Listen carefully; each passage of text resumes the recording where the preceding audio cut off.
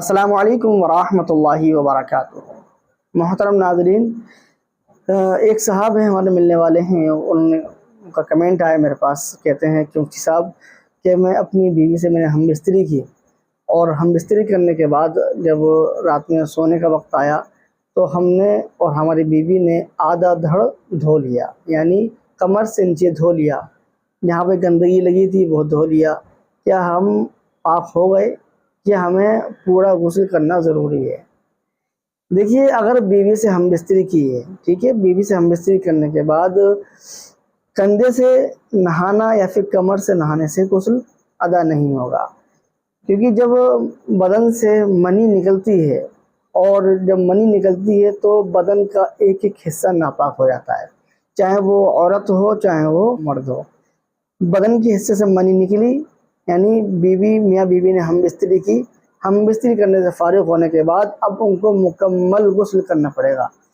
मुकम्मल गुस्ल किसे कहते हैं? अगर कोई कहे कि पूरे बदन पे पानी बहा लिया, यानी खूब अच्छी तरह मल के नहा लिया और जहाँ नापाकी लगी थी उस हिस्से को भी धो लिया, तो ये काफ़ी नहीं है, बल्कि गुस्ल के अंदर फ़र्ज़ करना ज़रूरी है। ये गुस्ल के फ़राइज़ है ना, 3 फ़र्ज़, वो करना ज़रूरी है। वो 3 फ़र्ज़ कौन से हैं? पहला फ़र्ज़ है कुल्ली करना, ठीक है, अगर रोज़ा ना हो तो गरारा करना, ठीक है, 3 मरतबा कुल्ली करना। दूसरा फ़र्ज़ है नाक की नरम हड्डी तक पानी पहुँचाना, और तीसरा फ़र्ज़ है कि पूरे बदन पर पानी बहाएं, इस तरह कि एक बाल के बराबर भी सूखा ना रह जाए। अगर कोई शख्स नापाकी की हालत में गुस्ल करता है तो उसके लिए ये 3 फ़र्ज़ करना ज़रूरी है।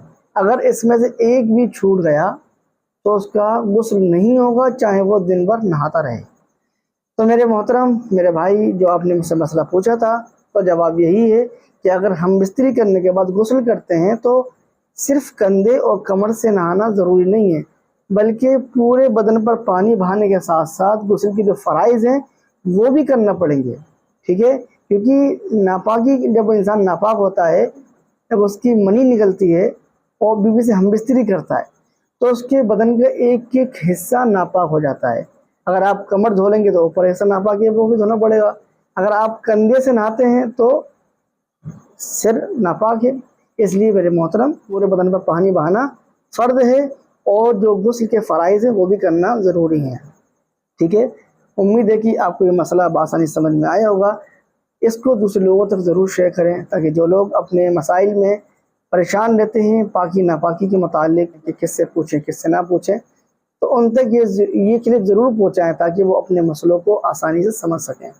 आप इस क्लिप को शेयर करें, अपनी दुआओं में ज़रूर याद रखें। मिलते हैं अगली वीडियो में। अस्सलामु अलैकुम वरहमतुल्लाहि वबरकातुहू।